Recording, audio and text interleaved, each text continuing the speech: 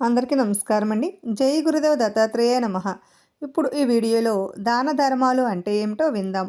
వినే ముందర మా ఛానల్ని సబ్స్క్రైబ్ చేసుకోండి. దాన ధర్మాలు అన్న సమానం. దానం, ధర్మం అన్న రెండు పదాలు కలయికతో ఏర్పడింది. దానము యొక్క ధర్మాలు అన్న షష్ఠీ తత్పురుష సమాసంగా కూడా దీన్ని గ్రహించవచ్చు.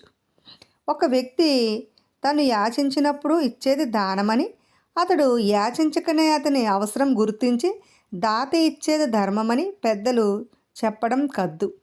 దానం సాత్వికం, రాజసం, తామసం అని 3 రకాలుగా ఉంటుందని భగవద్గీత వివరిస్తున్నది.